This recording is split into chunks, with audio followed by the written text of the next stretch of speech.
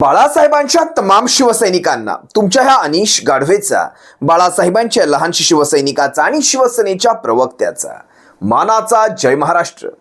शिवसैनिकांनो, आज नाशिक लोकसभा आणि दिंडोरी लोकसभा या दोन लोकसभा मतदारसंघाच्या भारतीय जनता पक्षाच्या प्रचारासाठी आता नाशिकमध्ये जरी शिंदे टोळीचे उमेदवार असले तरी देखील हे भारतीय जनता पक्षाचेच.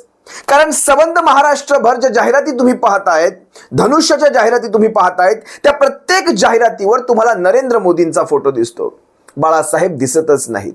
त्यामुळे ही शिवसेना जे नाव चोरून घेतलंय, चिन्ह चोरून घेतलंय, ती आता नरेंद्र मोदींच्या त्या भारतीय जनता पक्षाच्या पायाखाली आंदण घातलेली आहे.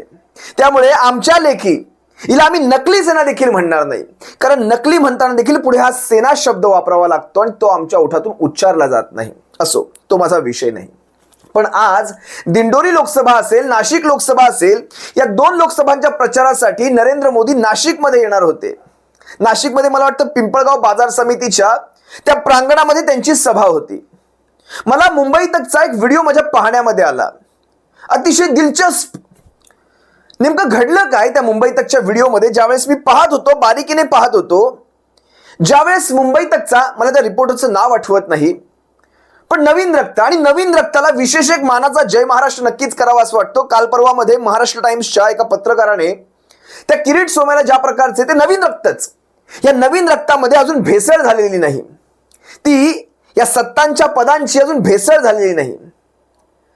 या नवीन रक्ताने अनेक शेतकऱ्यांना प्रश्न विचारण्याचा प्रयत्न केला. तिथे नेमकं घडलं काय तुम्हाला सांगतो. शेतकरी बांधव सारेच्या सारे, नाशिक पट्टा, नांदगाव पट्टा म्हटलं, निफाडचा काही भाग असेल, सिन्नर असेल, शहाचा काही भाग असेल, संबंध नाशिक पट्ट्यातले ते कांदा उत्पादक शेतकरी.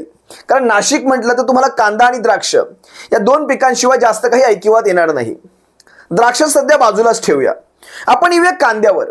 कांदा उत्पादक शेतकरी तिथे मोठ्या प्रमाणावर आला होता आणि जवळपास कित्येक शेतकरी फक्त तिथे काय वातावरण आहे हे पाहण्यासाठी आले होते.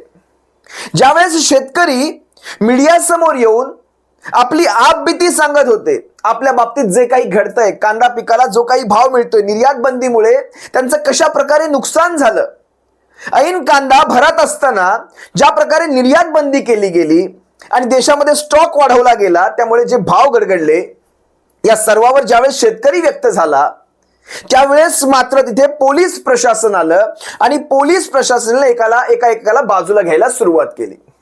मी तुम्हाला त्याचा एक चांगला व्हिडिओ दाखवेल. सुरुवातीला तुम्ही हा व्हिडिओ पहा, पुढे मी माझं विश्लेषण करतो. नमस्कार, कुठे आले पाहुणे तुम्ही?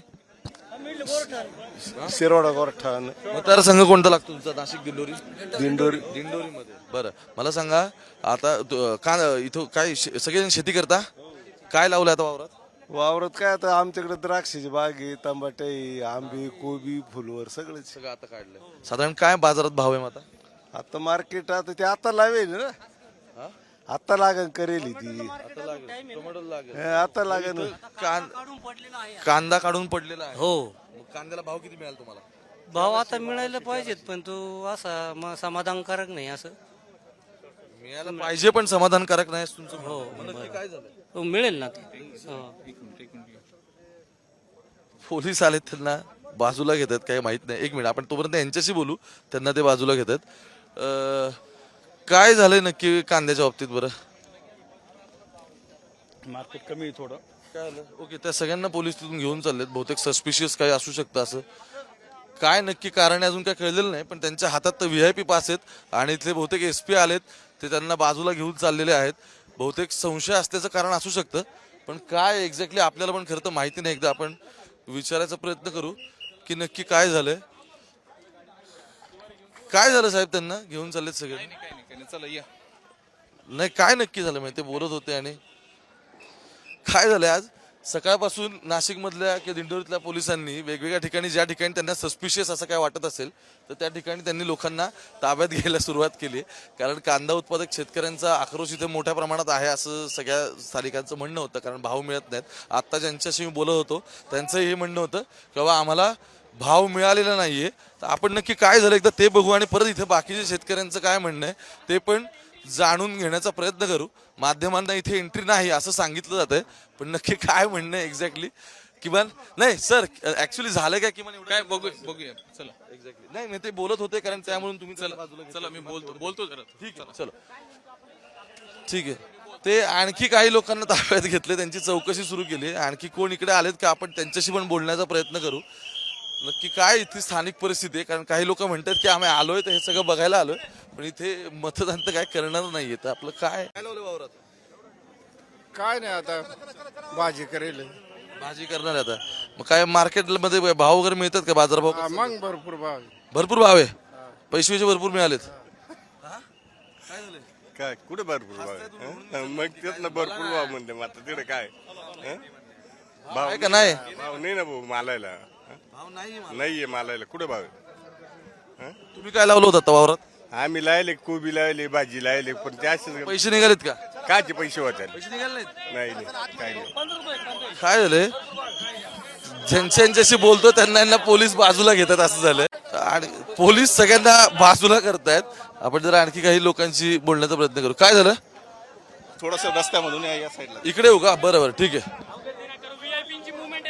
चला त्यांचं असं म्हणणं व्हीआयपी मुवमेंट आहे पण काही लोकांना ताब्यात घेतलेले आहेत वेगवेगळे पोलीस बोलू देत नाहीत काही जणांना काही जणांचं म्हणणं आहे की ते थांब व्हिडिओ पाहताना तुमच्या डोक्यामध्ये एक सनक गेली असेल कारण तुम्ही साध्या शेतकऱ्यांना बोलू देणार त्या शेतकऱ्यांना त्यांचं मनोगत व्यक्त करू देणार त्या शेतकऱ्यांकडे तुम्ही ज्यावेळेस व्हिडिओमध्ये पाहाल किंवा पाहिलं असाल ते काही आतंकवादी होते ते कुठले गुंड होते मवाली होते अगदी सर्वसामान्य मला वाटतं 70-75च्या पुढचे ते शेतकरी वयाने ज्यावेळेस ते स्वतःचं मनोगत व्यक्त करत होते मी तुम्हाला वारंवार सांगितलं की ही 2024ची निवडणूक ही शेवटची निवडणूक ठरेल यापुढे बोलू दिलं जाणार नाही तुम्ही तुमचा कुठलाही प्रश्न मांडू शकणार नाहीत कारण हुकुमशाही लागू झालेली असेल आणि त्या हुकुमशाहीची काही दृश्य तुम्ही मागाच्या व्हिडिओमध्ये पाहिली असाल शेतकरी ज्यावेळेस आपला प्रश्न मांडतोय त्याला बाजूला घेऊन गेलं जातं आणि मीडियाच्या समोर खरं तर मीडियाने इथे केवढा मोठा आक्षेप घ्यायला पाहिजे होता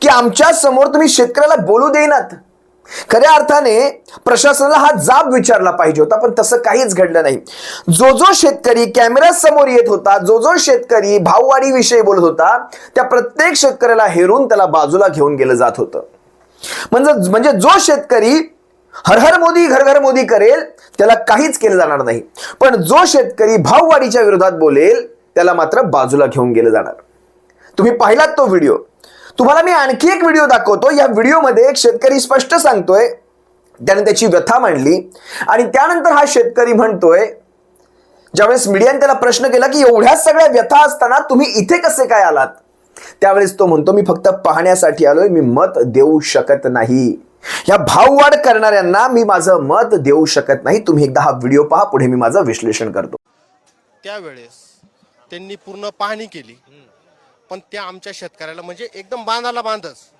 1 रुपया सुद्धा मिळाला नाही त्यांना नाही मिळाला मग जिथं पाहणी केली त्यांना तरी मिळाला का नाही मिळाला मग तुम्ही आता दिंडोरीत त्यांच्यासाठी सभेला आलाय मग कोण जरी सभेला आलो आहे ना पण मत नाही करू शकत अरे बापरे नाही करू शकत आम्ही स्टेज वगैरे हे काय आहे ना हे बघायला आलोय फक्त ओके मग तुम्ही बघायला आलाय सगळं व्हिडिओ पाहिल्यानंतर माझी खात्री पटली की इथे आलेले कित्येक शेतकरी हे फक्त पाहण्यासाठी आलेत नेमकं आश्वासन काय दिलं जातंय आता भारती पवार माजी केंद्रीय मंत्री आता त्या उमेदवाराविषयी मला काहीच म्हणायचं नाही नाशिकच्या उमेदवाराविषयी मला काहीच म्हणायचं नाही मी उमेदवाराविषयी इथे बोलण्यासाठी आलोच नाही शिवसैनिकांनो लक्षात घ्या शेतकऱ्यांची ही अशी अवस्था मध्यमवर्गीयांची अशी अवस्था तुमची आमची तर सोडूनच द्या तरुणांची तर बेरोजगारी करून ठेवलेली आहे या अशा परिस्थितीमध्ये येत्या 20 तारखेला नाशिक असेल मुंबई असेल ठाणे असेल पालघर असेल नवी मुंबई असेल